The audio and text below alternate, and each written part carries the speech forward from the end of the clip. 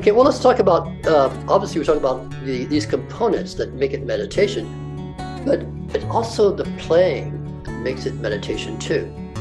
And as mentioned earlier, Gong meditation is different from Gong relaxation, it's different from Gong therapy, it's different from Gong yoga. We're playing for postures and other practices. So what is the difference? What is the Gong playing difference? One way to look at it is that one of the purposes of the Gong is to help to focus, hold, and direct the mind, to allow the mind to go deeper, to be held in a more powerful place than without that sound. It facilitates deeper meditation.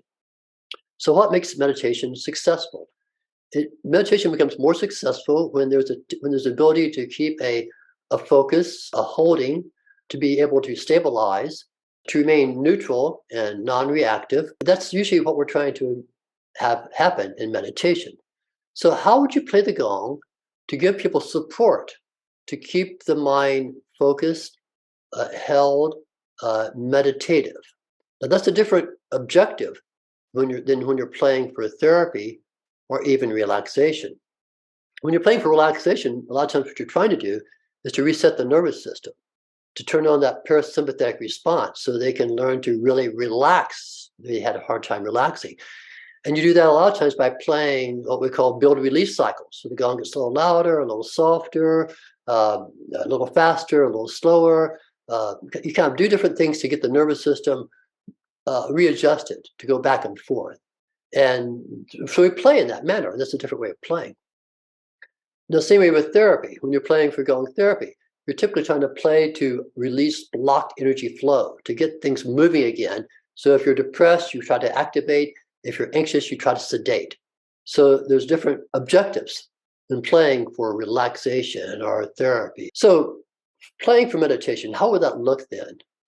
Just thinking in our own, with your own experience of the Gong, when you play the Gong and it feels more meditative, for the want of a better word, when it feels like you're playing meditatively, what are some of the adjectives that you might have thought of for a meditative play? Repetitive means there is some underlying structure that you can relax into without having to deal with change all the time.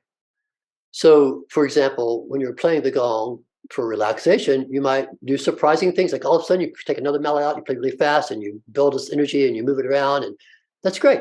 That's great because it resets the nervous system. But in meditation, we don't really want to be overly surprised. We don't want like have a shock to the system. We don't want to be taken somewhere else. We're trying to stay right here. So there's a sense of stability and structure, repetition, that is important. That's one part of it. But just playing the same thing over and over and over again is not going to really work for most people, because after a while, what happens, the mind adapts to it. It's no longer intrigued by it, and it's just background experience of like something like hitting something again and again and again. However, there is a certain amount of predictability and repetition in the playing, and we're going to discuss how you can do that in a way that's entrancing for the mind.